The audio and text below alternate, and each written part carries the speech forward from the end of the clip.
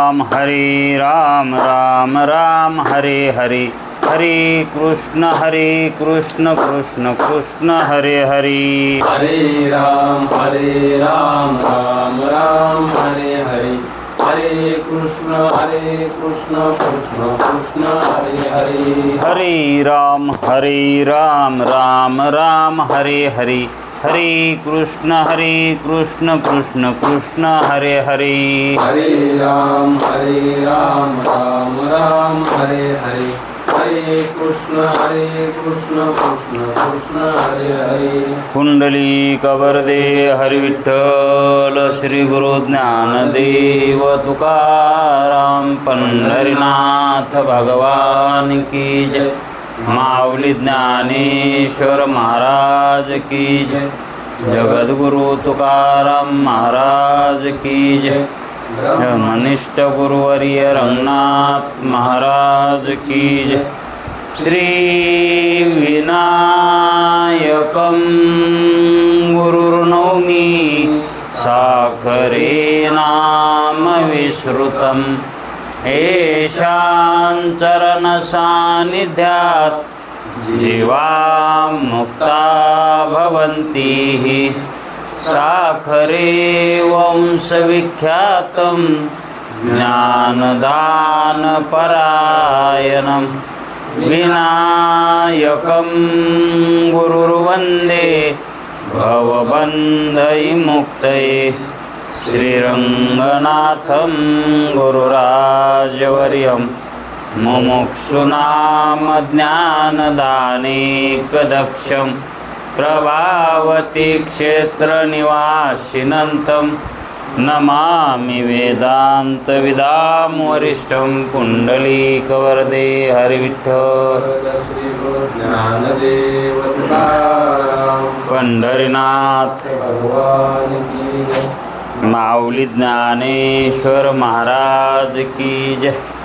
जो आनंद सत्य प्रकाश विभो आणि आधार नाम रूपास बुद्धी न जाणे आणि जाणे ही त्यास तो अपार शुद्ध परमात्मा मीचे असे माझे अपार स्वरूप समुद्रावरती जणू तरंग ब्रह्मा विष्णू महेश गणपती सूर्य चंद्र वरुण यम मिरविती देवी कुबेर ही तैशची जो सर्वज्ञानी दयाघन मुनी हृदयी ज्याचे करीती ध्यान त्याचे बुद्धी उपाधी करुण मिथ्याबान मजची माझी होतसे ज्याच्या अज्ञाने भाषे जगत जसा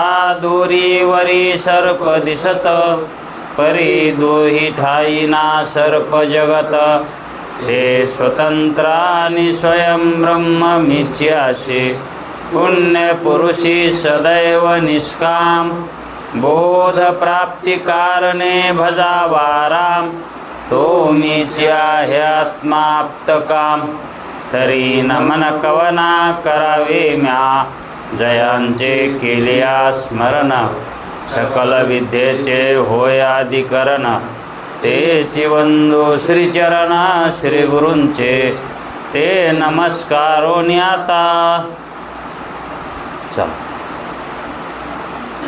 विचार सागर तरंग 6वा आणि परिच्छेद 68वा.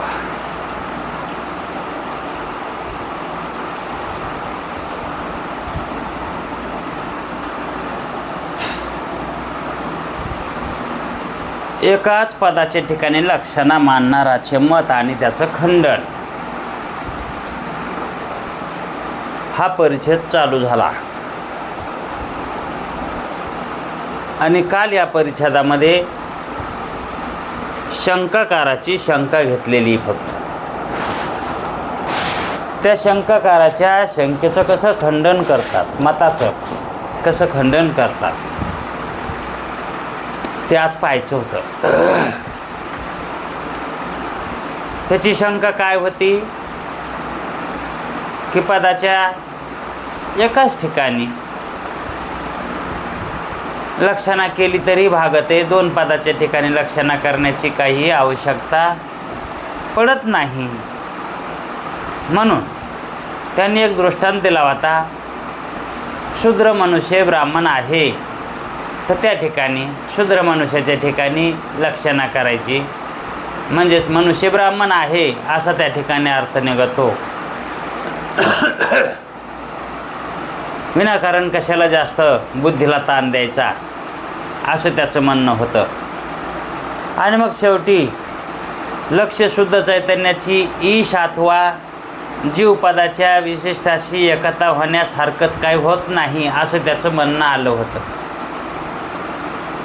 लक्ष शुद्ध चैतन्याचं ईश अथवा जीवपदाच्या विशिष्टाशी एकता होण्यास हरकत नाही. जीवपदाच्या लक्ष्य स्वरूपाशी एकता झाली काय? त्याचं म्हणणं काय होतं? कारण जीवाचं लक्ष्य काय आहे? साक्षी आहे का नाही? मग त्या जीवपदाचं साक्षी ब्रह्मरूपच तर आहे. मग त्या साक्षीच्या ठिकाणी जर एकता झाली तर मग काय हरकत आहे असं त्याचं म्हणणं होतं.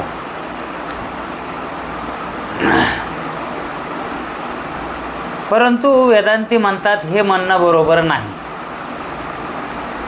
असं मानणं योग्य होत नाही. याच्यामध्ये अर्थाचा अनर्थ होतो. करायला एक गेलं, गणपती करायला गेलं तर माकड होतं आणि ते माकड झालेलं कळावं, नाही तर त्या माकडालाच गणपती म्हणून बसावं.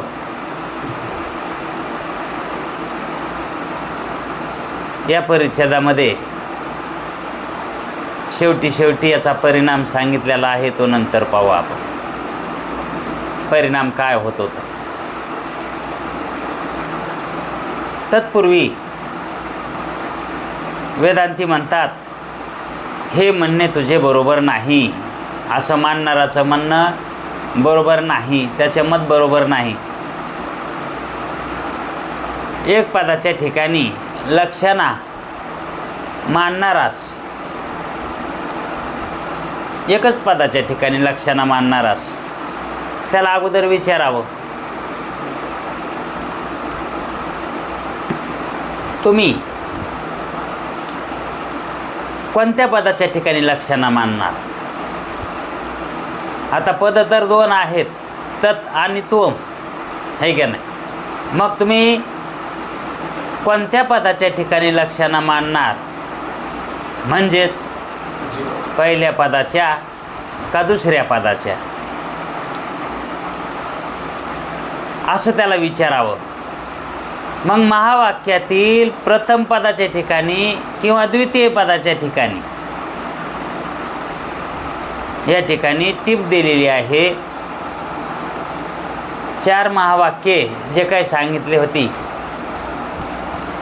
तत्त्वमसी, अहम ब्रह्मास्मी, प्रज्ञानम ब्रह्म आणि अयम आत्मा ब्रह्म, तसे अनेक आहेत. सर्व खलविदम ब्रह्म, आहे का नाही?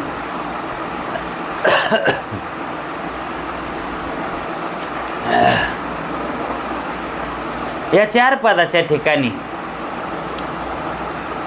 लक्षणा करायची म्हणल्यावर पहिल्या पदाच्या ठिकाणी करायची का दुसऱ्या पदाच्या ठिकाणी करायची?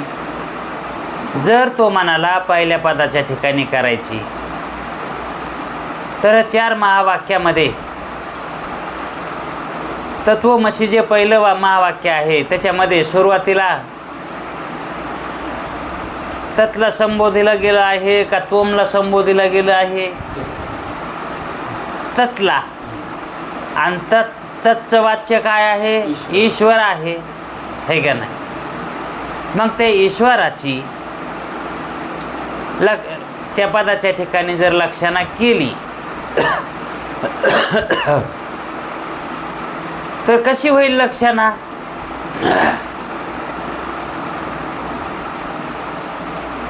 चार महावाक्यापैकी तत्वमसी या वाक्यात ईशवाचक पद प्रथम आहे, ईशवाचक पद प्रथम आहे आणि जीववाचक पद द्वितीय आहे का नाही? तसंच आहे का? कसं आहे? हो तसंच. ईशवाचक पद प्रथम आहे. प्रथम आहे आणि जीवाचक जीववाचक पद द्वितीय आहे.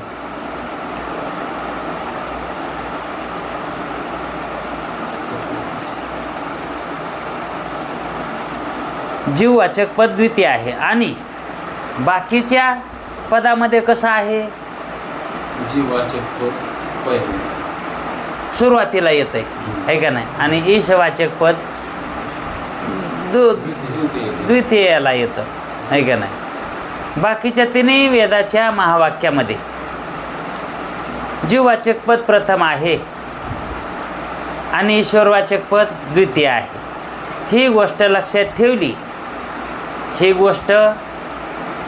लक्षात ठेवली म्हणजे एका पदाच्या ठिकाणी लक्षणा करणे कसे निष्फळ आहे हे लक्षात चटकन येतं.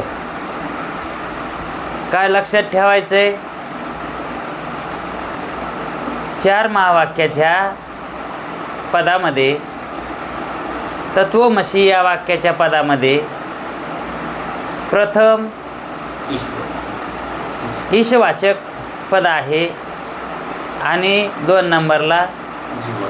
आणि बाकीच्या राहिलेल्या 3 महावाक्यामध्ये सुरुवातीला जीववाचक आला आहे आणि द्वितीय ईश्वर.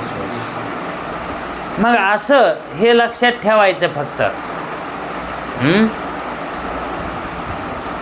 वाक्य तर 4ही कसे आहेत? महावाक्यच आहेत है का नाही? आणि वेदाचेच आहेत. मग पहिल्या पदाच्या ठिकाणी जर लक्षणा करायची म्हणला, कारण तो म्हणला काय म्हणला होता? एकाच पदाच्या ठिकाणी लक्षणा केली तरी भागत आहे. 2 लक्षणा करण्याची काही, दोन्ही पदाच्या ठिकाणी लक्षणा करण्याची काही आवश्यकता पडत नाही है का नाही? पण हे त्यांचं म्हणणं बरोबर नाही असं वेदांती म्हणालेत. मग एक लक्षात असू द्यावं लागतं म्हणतात ते की काय? तर वेदाचे जे 4 महावाक्य आहेत त्या 4 महावाक्यापैकी तत्वमसी या वाक्यामध्ये प्रथम तत् म्हणजे ईश्वर स्वरूपाचं त्या ठिकाणी लक्षणा करावी लागेल, ते स्वरूप सांगितलेलं आहे. आणि 2 नंबरला जीवाचं सांगितलं आहे. आणि बाकीच्या राहिलेल्या 3 महावाक्यामध्ये प्रथम जीवाचं सांगितले, नंतर ईश पदावर त्या ठिकाणी लक्षण सांगितलेलं आहे. मग 4ही वाक्यातील प्रथम पदाच्या ठिकाणी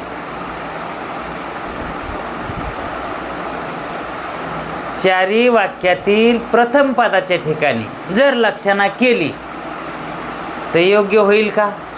नाही. मग काही ठिकाणी म्हणजे तत्वमसी महावाक्याच्या ठिकाणी जर आपण लक्षणा केली तर पहिल्या पद मानलं होतं त्यावेळेस मग ईश्वराच्या ठिकाणी लक्षणा करण्यात येईल आणि बाकीच्या 3 मध्ये जीवपदाच्या लक्षणाच्या ठिकाणी लक्षणा करावी लागेल है का नाही? म्हणजे प्रथम पद 3 महावाक्यामध्ये आहे, जीवाचं आहे आणि तत्वमसी हे एका वाक्याच्या पदामध्ये प्रथम पद ईश्वर वाचक आहे है का नाही? मग असं जर असं तर मग प्रथम पदाच्या ठिकाणी लक्षणा करावी हे म्हणणं योग्य आहे का? इथं चुकलं का नाही त्याचं? मग पण त्याचा भाव कळाला होता का? तो कसा म्हणला होता? तर एकाच पदाच्या ठिकाणी लक्षणाकार केलं तरी चालतंय, म्हणजे त्यानं कसा अर्थ केला असं? वेदांत संप्रदायामध्ये येऊन हे एक शिकण्याची खूबी आहे है की नाही? कारण केवळ शब्दावर गेलं नाही पाहिजे, त्याच्यातलं रहस्य जाणणं हे महत्त्वाचं असतं है का नाही? आता त्यानं अर्थ कसा काढला? एका पदाच्या ठिकाणी जरी लक्षणा केली तरीही भागत आहे. मग म्हणजे त्याचं हे बोलण्याचं कारण काय होतं? त्याच्या मनात भाव काय होता? इथं नाही सांगितलं ग्रंथकाराने त्याच्या मनातला भाव काय होता. जरी पहिल्या पदाच्या मग ते पहिलं पद ईश्वरवाचक येवो की जीववाचक योग. कारण दोन्हीचं लक्ष्य काय आहे? एकच आहे ना. दोन्हीचं लक्ष्य एकच आहे असं त्यानं मानून तसं मानला होता तो. मग कोण्याही पदाच्या ठिकाणी जर लक्षणा केली, प्रथम पदाच्या काय केली काय आणि दुसऱ्याची केली काय, प्रथमची करायची किंवा दुसऱ्याची करायची, कोणाची एकाची करायची, असं त्याचं म्हणणं होतं. पण तसं म्हणणं त्याचं का होतं? तर कारण दोन्हीचंही लक्ष्य स्वरूप एकच आहे का नाही. पण वेदांती म्हणतात अर्थ तसा योग्य लागत नाही, सगळा खेळ खोंडविव होतो, अर्थाचा अनर्थ होतो तसं केल्यामुळं.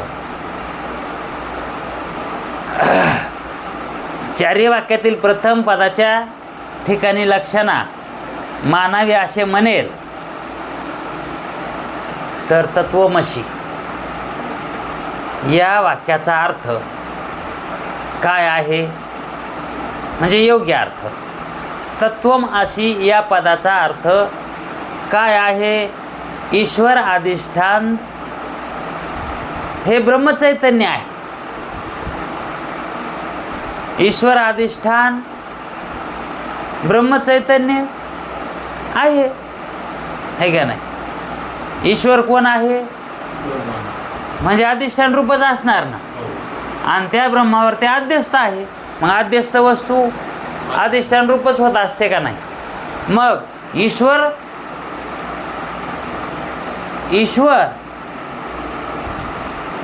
हे ब्रह्मचैतन्यच आहे ना. म्हणजेच ईश्वर अधिष्ठान चैतन्य ब्रह्म आहे. ईश्वर अधिष्ठान चैतन्य कोण आहे?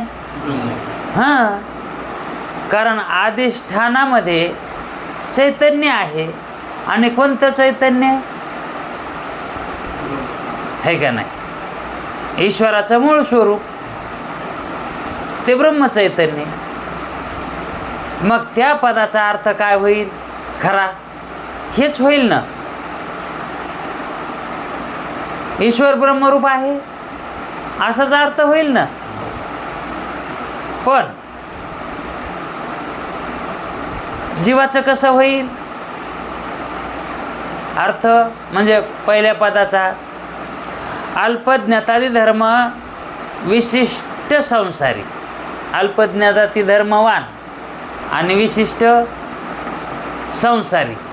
आता जीव कसा आहे? संसारी आहे का नाही. आणि धर्मवान आहे. कोणते धर्म आहे? अल्पज्ञाता, अल्पशक्तिमान. ते 8 धर्म लावायचे त्याला तिथं, त्याचे ईश्वराच्या विरुद्ध असणारे. मग अल्पज्ञातादी धर्म विशिष्ट चैतन्य,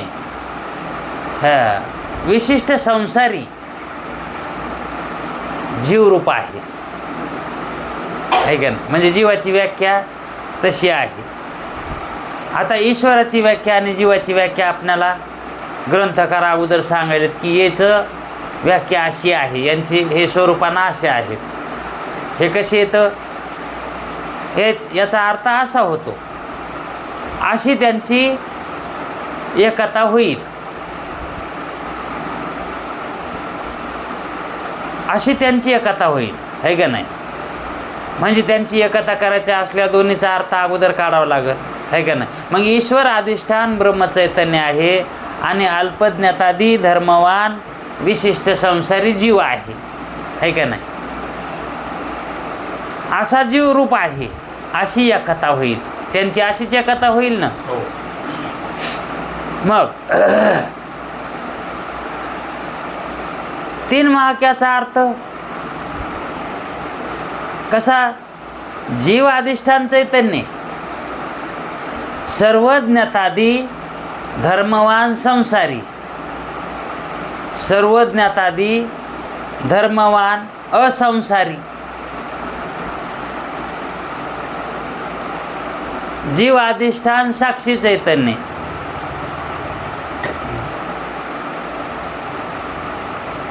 जीवाचं लक्ष्य काय आहे? साक्षी आहे. मग जीवाचं अधिष्ठान काय होणार? साक्षी होणार है का नाही. मग जीव अधिष्ठान साक्षी चैतन्य साक्षी चैतन्य हे आहे. आणि सर्वज्ञताती धर्मवान असंसारी ईश्वरूप आहे. ईश्वर कसा आहे? सर्वज्ञताती धर्मवान आहे. अशी दोघांची एकता होईल. द्वितीय पदात एकता मानली तर याच्या उलट अर्थ होईल. द्वितीय पदात जर यांची तशी एकता करायला गेलं तर याच्या उलट अर्थ होईल. याच्या उलट अर्थ धरायचा. एकंदरीत कोणत्याही एका पदाच्या ठिकाणी लक्षणा मानली तर जर तरच्या गोष्टी चालल्यात काय होईल? महावाक्यात अर्थाचा परस्पर विरोध होईल. परंतु हे इष्ट नाही, हे बरोबर नाही असं वेदांती म्हणतात. कसं होईल? आणखी जर असे म्हणेल की प्रथम किंवा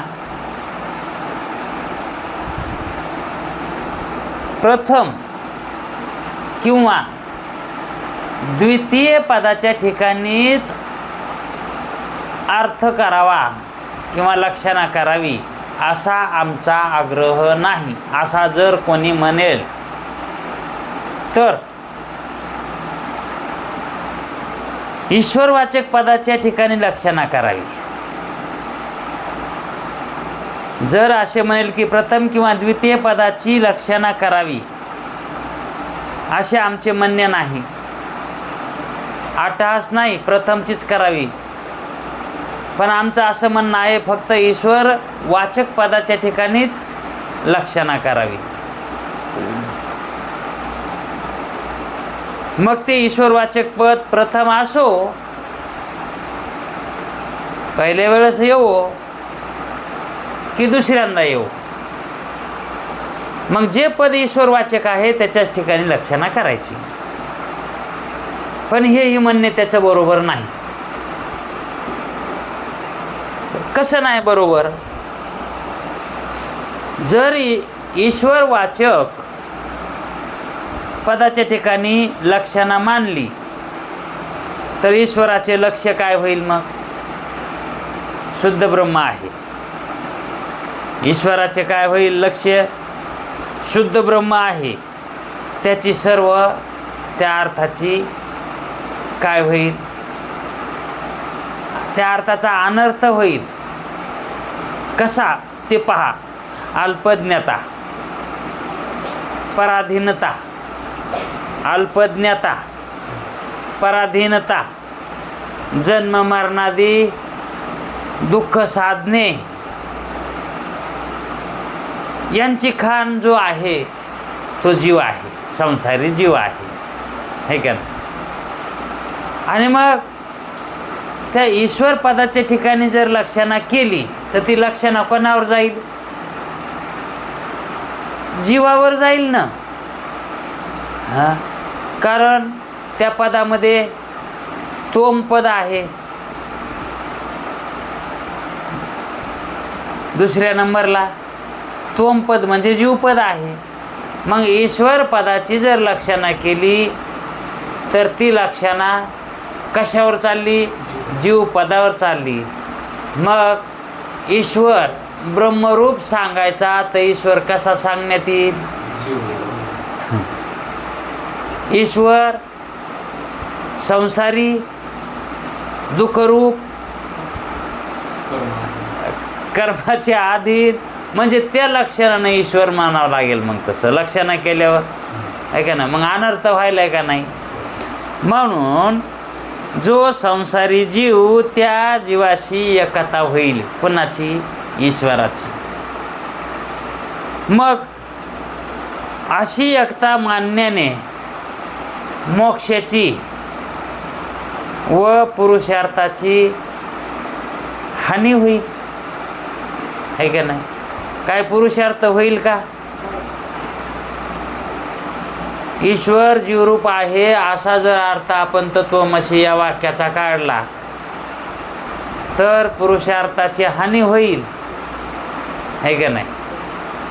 मग काय उपयोग झाला त्या तसा अर्थ करून? अहो, जीव ईश्वर स्वरूप आहे, साक्षीरूप आहे असा अर्थ निघावा ना. पण तसा कुठे निघायला अर्थ? कारण दोन्ही पदे, दोन्हीही नावे, नाम, ईश्वर पद आणि जीवपद हे दोन्ही पद एकाच अक्षराच्या ठिकाणी आहे का नाही? मग या ठिकाणी अर्थ काढताना पहिल्या पदाचा बोजा, पहिल्या पदाचा बोजा हा दुसऱ्या पदाच्या ठिकाणी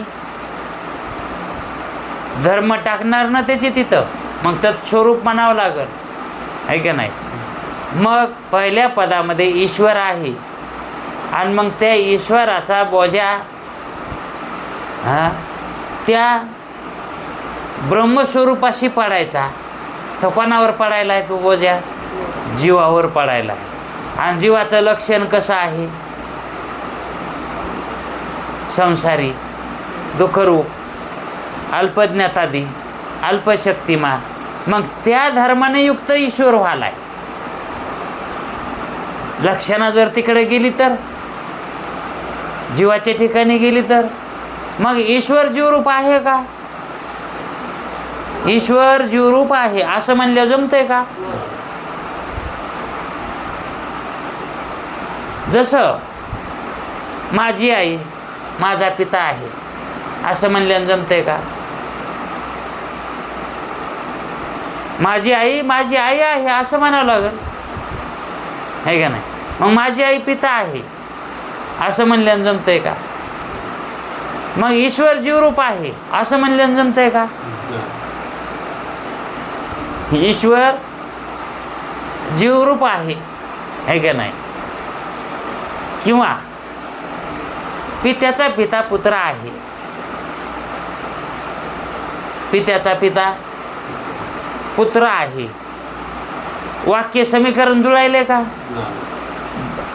अनर्थ व्हायलाय का नाही? अनर्थच व्हायलाय ना. मग आता अशी लक्षणं केल्यावर यथार्थ अर्थ लागल का अनर्थ लागल? अनर्थच लागेल ना. मग एका पदाच्या ठिकाणी लक्षणं करायला जमते का? दोन्ही पदाच्या ठिकाणी करावी लागते. त्या शब्दाचा विग्रह करून, ते पद वेगवेगळे करून त्या पदाची सेपरेट लक्षणं करावी लागेल. आणि तीही कोणची? भागत्याग लक्षणं करावी लागेल, हे का नाही? म्हणजेच ईश्वराच्या ठिकाणी माया आणि मायामध्ये पडलेला ज्या काय आभास आहे त्या धर्माचा त्याग करून जे उर्वरित चैतन्य राहतं त्याच्या ठिकाणी इथं शंका वाटत नाही का हो? आभासाच्या ठिकाणी पूर्ण आभास आहे का तिथं चैतन्य असतं? आभासाच्या ठिकाणी ज्यावेळेस आपण आभास म्हणालो तर अविद्येमध्ये आभास आणि मायेमध्ये आभास, है का नाही? ईश्वराचं ईश्वरत्व सांगता वेळेस मायेमध्ये आभास सांगायलोत ना, शुद्ध चैतन्याचा आभास मायेमध्ये सांगायलोत ना. आणि जीव सांगता वेळेस बुद्धीमध्ये किंवा अविद्यामध्ये आभासच सांगायलोत ना. मग ते कोण्या चैतन्यात सांगायलोत? कुटस्थाचा किंवा साक्षीचा, आहे का नाही? मग ज्या वेळेस आपण आभास सांगतो त्यावेळेस त्या आभास अधिष्ठानासहित सांगतो का अधिष्ठानाला सोडून? लक्षात असलं म्हणजे बरं आहे. मग आभास म्हणलं की मिथ्या आहे, आभास म्हणलं की मिथ्याच आहे. मग ईश्वर असो की जीव असो, आभास म्हणलं की मिथ्या आहे.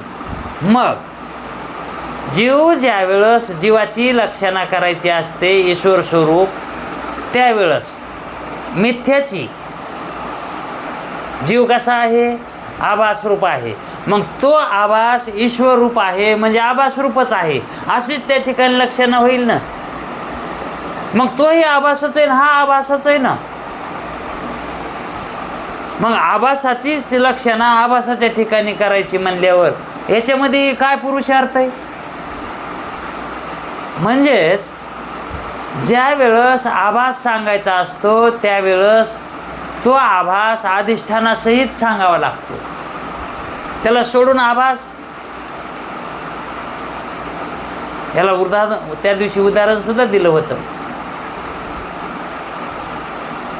प्रतिबिंब सांगता वेळेस बिंबासहित सांगावं लागतं. आणि बिंबासहित जर नाही सांगितलं तर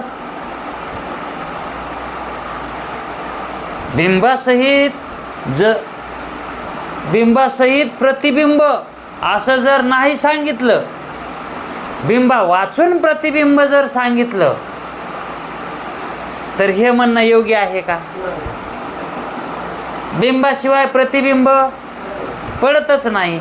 तसं अधिष्ठाना साक्षी चैतन्याशिवाय, साक्षीशिवाय जीव चैतन्य म्हणताच येत नाही. हे आभास चैतन्य, आभासरूप जीव म्हणताच येत नाही. जीव म्हणता वेळेस त्या ठिकाणी, त्या जीवाच्या ठिकाणी सत्यता आहे का नाही?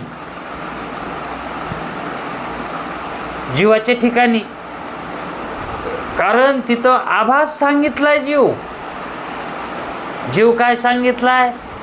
आभास सांगितलाय. मग आभासाच्या ठिकाणी सत्यता आहे का नाही काही?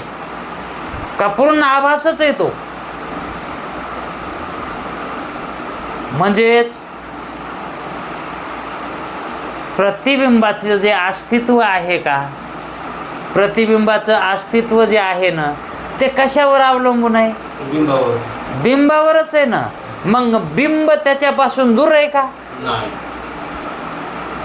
संबंधितच आहे का नाही? मग एकटे प्रतिबिंब जसं सांगता येत नाही, दाखविता येत, तसं एकटा आभास म्हणता येत नाही. हे लक्षात येण्यासाठी. एकटा आभास कधीच राहत नाही. एकटी सावली, सावली एकटी राहते का? नाही. मग ह्या दोघाचा संबंध कसा आहे? आभासाचा आणि आभासाच्या अधिष्ठानाचा संबंध कसा आहे?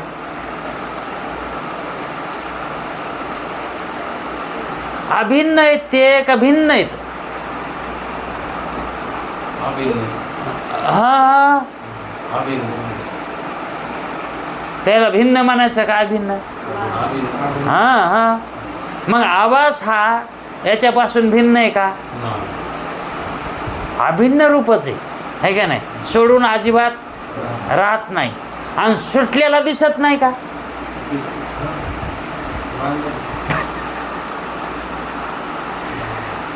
त्याच्यापासून तर बाजूला नाही आणि त्याच्यात तर नाही, है का नाही? सावली शरीरात आहे का शरीराच्या बाहेर आहे? पण शरीराला सोडून राहते का? मग सावली अभिन्न आहे का नाही? तसा आभास चैतन्यापासून, साक्षी चैतन्यापासून, त्याच्या लक्ष स्वरूपापासून अजिबात दूर नाही. म्हणून ज्यावेळेस आपल्याला आभास ज्यावेळेस आपण म्हणतो त्यावेळेस चैतन्यासहित त्या ठिकाणी अर्थ ग्रहण करावा लागतो. आभासाच्या ठिकाणी एकट्या आभासाला म्हणता येत नाही हा आभास म्हणून. आपण म्हणतो स्वप्न काय? स्वप्न मिथ्या आहे. स्वप्न मिथ्या आहे. मग स्वप्न आपल्याला सोडून राहतं का? कारण आपली जी सत्ता आहे का, कोणती पारमार्थिक सत्ता, तीच सत्ता त्या ठिकाणी असल्यामुळं त्याची प्रतीती आहे.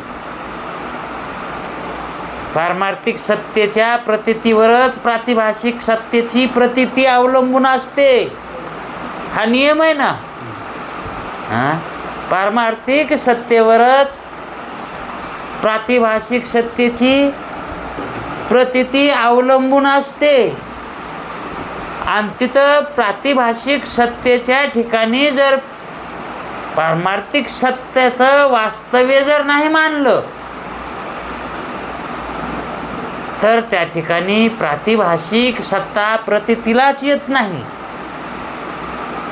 दोरी जर सर्पाच्या ठिकाणी नाही मानली तर त्या ठिकाणी सर्प प्रतीतीलाच येत नाही. कशावर भासणार आहे? सर्पाला उत्पन्न होण्यासाठी अधिष्ठान दोरी लागतेच ना. तसा आभास व्हायला सुद्धा साक्षी चैतन्याचा त्याची सत्ता ही मानावीच लागते तिथं. म्हणून तर जीवाला ब्रह्मरूप होता येतंय. म्हणून तर म्हणतात जीव साक्षी रूप आहे. जीव नाहीच. तो कशानं म्हणायला जीव? भ्रमानं म्हणायला तो जीव. नाही तर तो का जीव आहे का? जीव नाही. जीव हा नोहे खरा. जीव नाहीच. तो कोण आहे?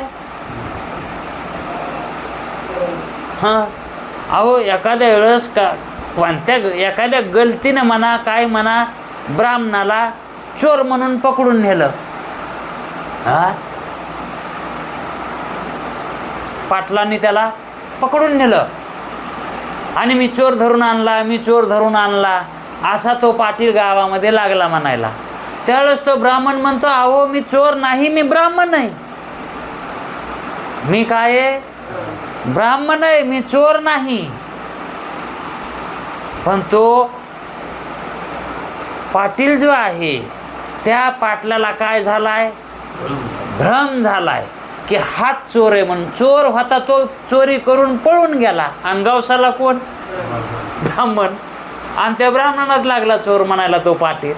तसा हा जीवाजी पाटील जे आहे तो कसा झालाय? भ्रमिष्ट झालाय, है का नाही? आणि तो कोण आहे?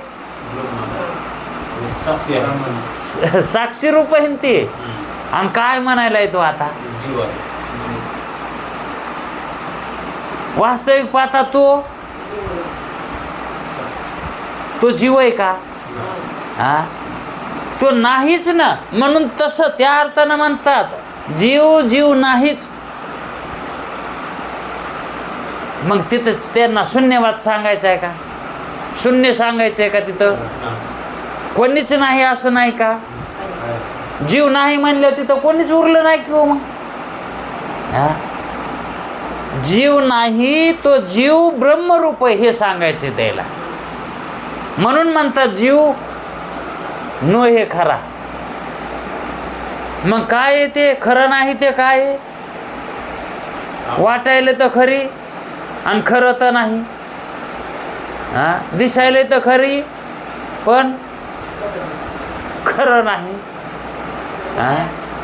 त्यालाच म्हणतात माया. म्हणून जीव हा खरा नव्हे, ती माया.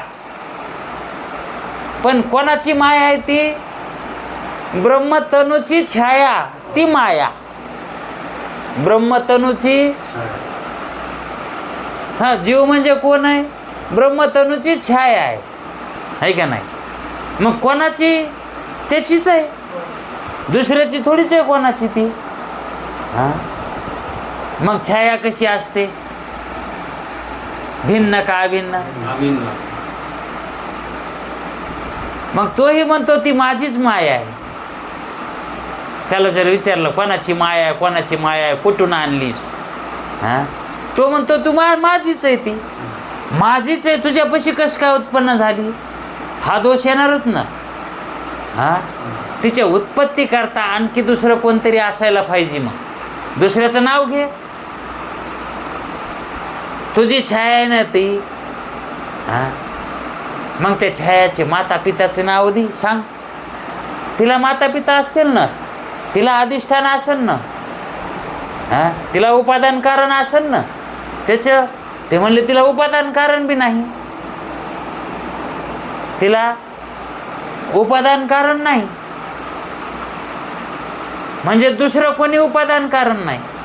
तिचं उपादान ही आणि निमित्त ही मीच आहे त्या मायेचं. मग उपादान ही आणि निमित्त ही एकच तत्व होतं, एकच तत्व. निमित्तही होतं आणि उपादानही होतं. ते उपादान ही आणि निमित्तही हे एकच आहे ना. आणि त्याच्यापासून झालेलं कार्य हे वेगळं असतं का? त्याच्यापासून झालेलं कार्य तेच असतं. म्हणून तर त्याच्याहून ते भिन्न नाही, तद्रूपच आहे.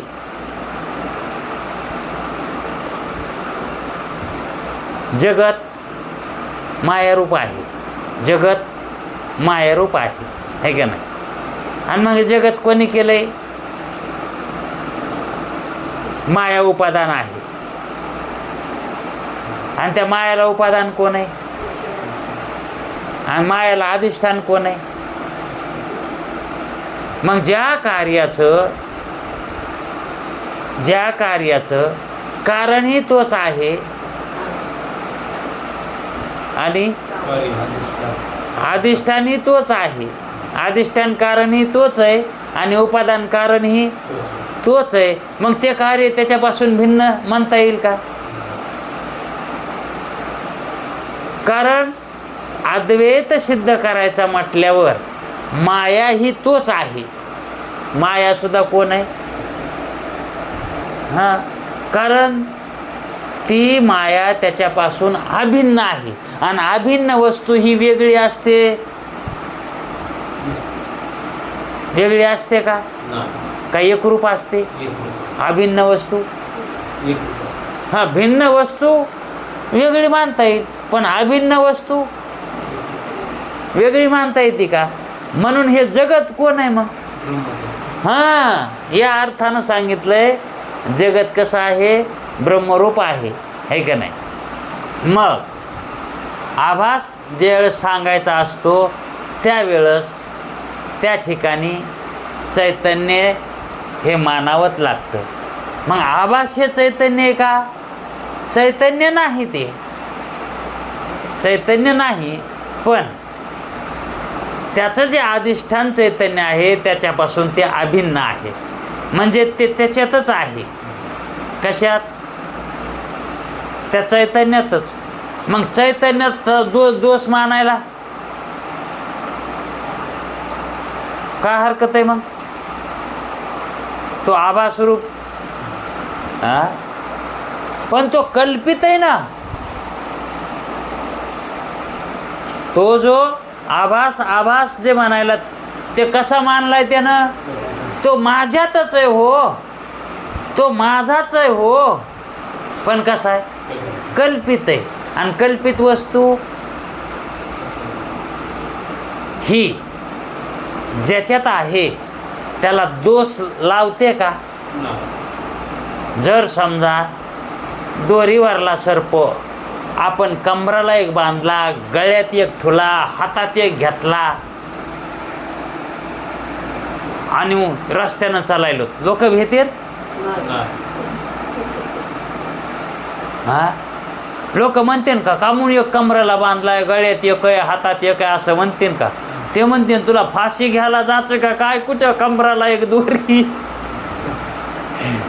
गळ्याला दोरी, हातात बी दोरी, कुठं चालला काय? झाड फिड बघतो काय? का म्हणून? कारण कल्पित पदार्थ हा नाहीच आहे ना, म्हणून त्याच्या ठिकाणी हा दोष नाहीच.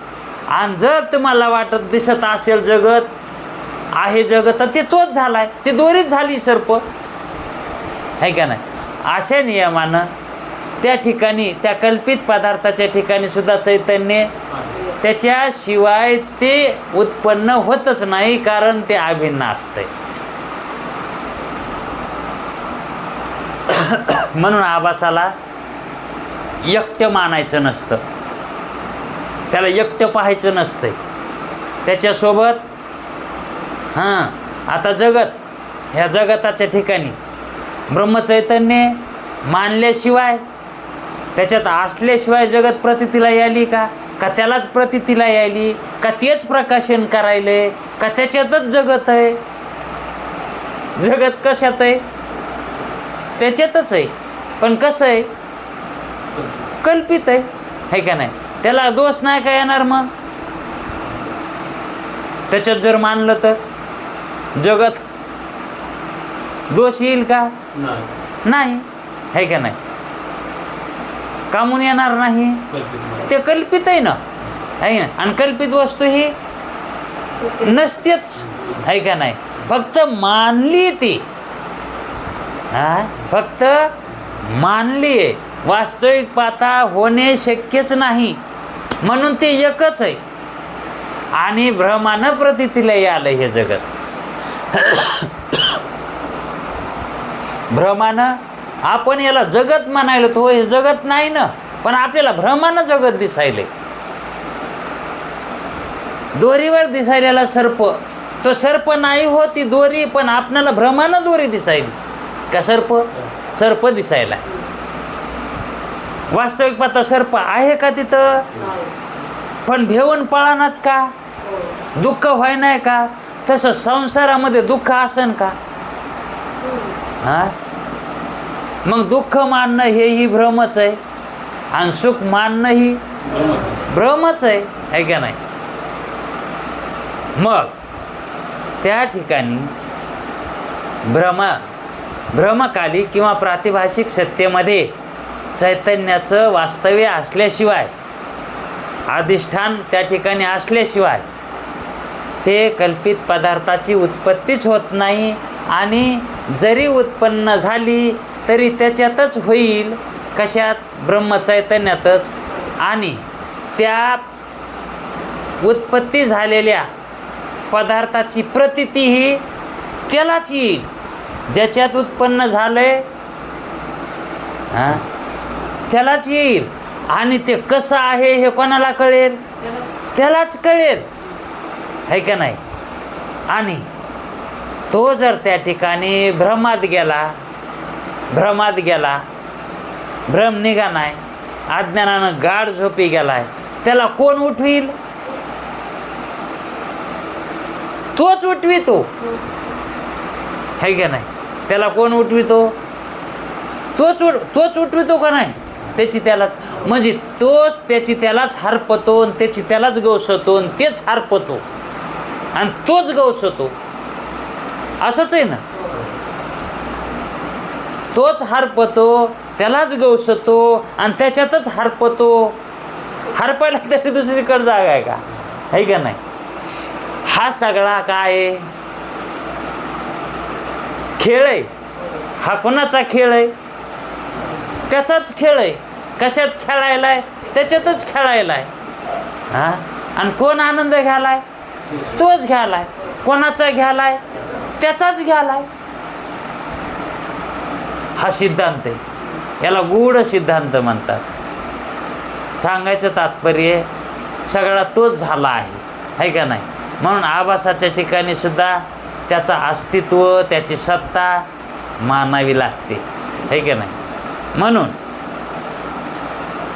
अशी एकता मानण्याने मोक्षाची व पुरुषार्थाची हानी होईल. अशी जर एकता जर नाही मानली तर, एकाच पदाच्या ठिकाणी जर समजा लक्षणा केली तर काय होईल?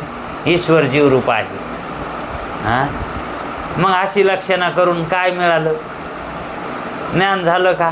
म्हणजे एकता झाली का? उलट हानी झाली. म्हणजे तत्पदाचे लक्ष जे असंग अद्वितीय मायारहित असणारं, कसं मायारहित म्हणजे भ्रमरहित शुद्ध चैतन्य, ते कसं होईल? काम म्हणजे इच्छा जीवाच्या ठिकाणी आहे का ना? कर्म जीवाच्या ठिकाणी आहेत, अविद्यादी धर्म जीवाच्या ठिकाणी आहेत. मग ते अद्वितीय मायारहित असणारं शुद्ध चैतन्य कसं होईल? ते जीवासारखं होईल मग ते, आहे का नाही.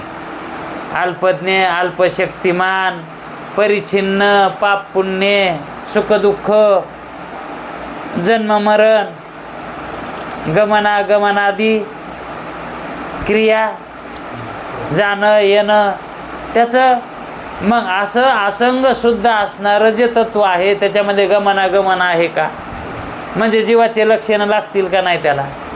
म्हणून असा मावाक्याचा अर्थ होईल, म्हणजेच ईश्वर जीवरूप आहे असा अर्थ होईल.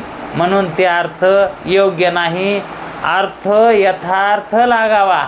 नुसता अर्थ लावण्यात मजा आहे का, हित आहे का. नुसता अर्थ लावण्यात काही उपयोग नाही. याच अर्थाच्या ठिकाणी जिज्ञासूने बुद्धीची स्थिती केली तर, जिज्ञासूनं अशा या अनर्थाच्या ठिकाणी बुद्धीची स्थिती केली तर, तशीच स्थिती प्राणवियोगा नंतर त्यास प्राप्त होईल.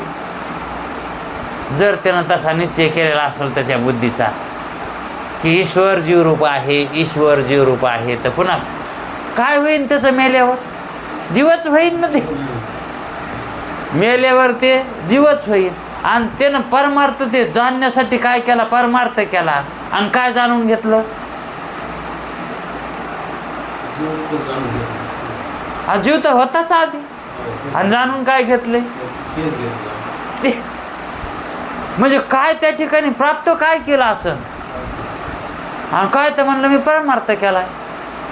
हा कुठे गेलतात, वारीला गेलतो. कशाला गेलतात, दर्शनाला. सर का म्हणून दर्शन घेतात, नाही जरा फासाठी चालायली, काय फासाठी व्हायली जरा, आणि देवाला काय मागा. हा देतो का ते, हा देतो, मागितलं देतो. काय करावं लागतंय, परमार्थ करावं लागतं. आता परमार्थ करून जर संसाराचं फळ मिळत असेल तर परमार्थ करण्याची काय गरजच काय आहे. मग आधीच संसारात आहेच ना ते. एक माणूस असा मस्त दुपारच्या पाऱ्यामध्ये असं कडक उन्हाळा होता, ताकबीक खाऊन मस्त सावलीला झोपला होता. तिथं एक महात्मा गेला आणि त्या ठिकाणी मग दोघांचा नमस्कार झाला. त्यावेळेस मग विचारपूस झाली, नाव गाव विचारलं. त्यावेळेस मग तो महात्मा म्हणला, आपण काय करता. म्हणला काहीच नाही, खाना पिना आणि सोना. ते म्हणलं अरे काय काम धंदा काही नाही. म्हणला काहीच गरज नाही. काही जमीन जुमलाय का. म्हणलं 1 एकर बी गुंठा बी नाही. मग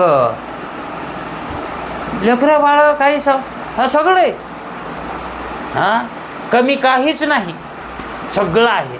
आणि मग काम कामून करीत नाही. म्हणलं काय गरजच नाही. हा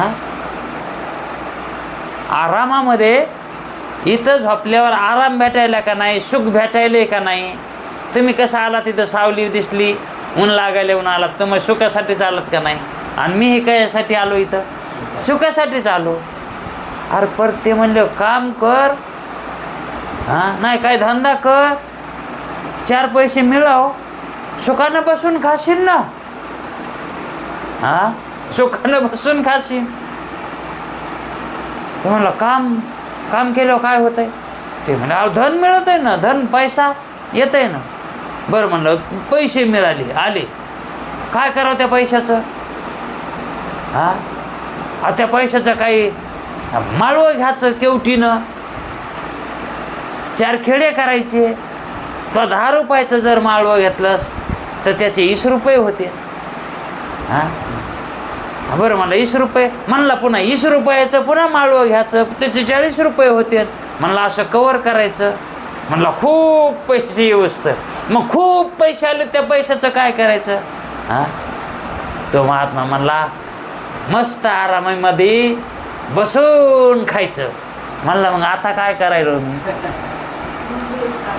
आता बी मी काही काम करीत नाही, काय नाही, खाऊन पिऊन मस्त झाडाच्या सावली खाली. तसं परमार्थ करून जर संसाराचंच जर मिळत असेल फळ, तर परमार्थ करून काय उपयोग आहे? हां, तसा पहिल्या पदाच्या ठिकाणी, ईश्वर पदाच्या ठिकाणी जर अर्थ केला तर त्या ठिकाणी हाताला काय आले? जीवपदाची आले, हे का नाही? मग त्या ठिकाणी यथार्थ अर्थ सापडेल का? नाही. म्हणून लक्षणा दोन्ही पदाच्या ठिकाणी करावी लागते.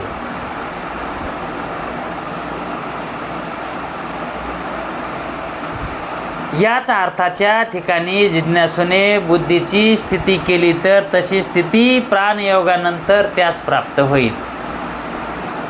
पुन्हा पुन्हा जन्ममरणच भोगावं लागेल त्याला. म्हणजे जन्ममरण चुकेल का? मोक्ष प्राप्त होणार नाही. या ठिकाणी एक थोडंसं सूक्ष्मता आहे की मरणाच्या काली जशी बुद्धी होईल तसं त्याला फळ मिळत असतं, हे का नाही? जर म्हणतात ना ते मरणकाली जर राम राम आला तर तो मुक्त होतो. आधी येऊ लागलो हो प्रमाण, याच्या आधी आता विसरलं बघा ते प्रमाण. काली हां हां हां हां राम येई मुखा, नाम येई मुखा, तया नाही धोका तुका म्हणे. अंतकाळी ज्याच्या राम आले मुखा आणि तया नाही धोका तुका म्हणे. म्हणजे अंतकाळी जर राम मुखाला आलं तर त्याला धोका होत नाही. म्हणजे सद्गती का होईना पण मिळते, धोका होत नाही. पण मरते काळी ते नाम येण्यासाठी अगोदर तयारी करावी लागेल ना. अहो तयारी करून ती येत नाही. आता हे प्रमाणच बघा ना, पाठ असून येईना गेलं. इथंच आहे की. आणि मरणकाली राम राम केव्हा येईल?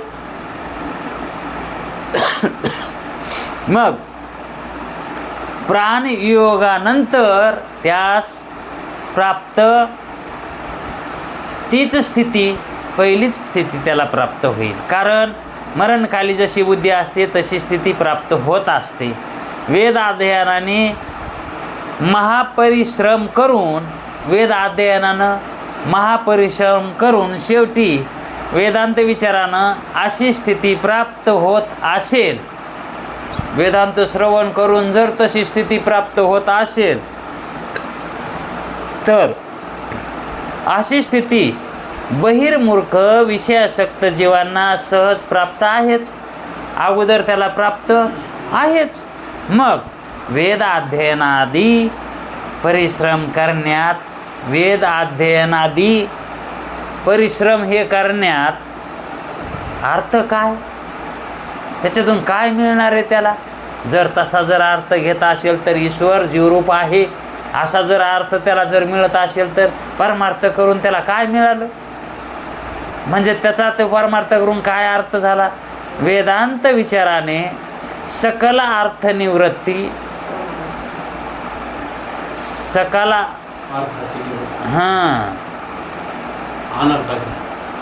अनर्थाची निवृत्ती, सकल अनर्था निवृत्ती आणि परमानंद प्राप्ती हे मुख्य फल आहे ना परमार्थाचं, आहे का ना? वेदांत चिंतनाचं हे मुख्य फल आहे. ते तर एका ईश्वरवाचक पदाच्या ठिकाणी लक्षणा करून प्राप्त होत नाही. हे तर एका ईश्वरवाचक पदाच्या ठिकाणी लक्षणा करून हे फळ मिळत नाही. म्हणून दोन्ही पदाच्या ठिकाणी लक्षणा करणे आवश्यक आहे असं वेदांत विचाराचं मत आहे. म्हणजे त्याचं खंडन झालं. त्यांचं मत सांगण्यात, वेदांतांनी त्यांचं मत सांगण्यात खंडन कोणाचं झालं, है का नाही? मग यांनी खंडन केलं का असंभव सांगितला? हां, त्यांच्या मताचा असंभव सांगितला. खंडन करायची गरजच पडत नाही. आपण आपलं मत सांगायचं, आपोआप त्याचं खंडन हो की असंभव हो. कोणी त्याला मग खंडन म्हणतंय आणि कोणी असंभव म्हणतंय. पण वेदांती खंडन करत नाहीत. पण काही काही वेदांती खंडन हा शब्द वापरतात. पण कोणी कोणी खंडन हा शब्द लिहिलेला आहे, पण खंडन या शब्दाचा अर्थ असंभव असा घ्यावा वाचकानं. सगळंच बरोबर होतंय. उद्याचा भाग आणखी उद्या घेऊ. पुंडलिक वरदे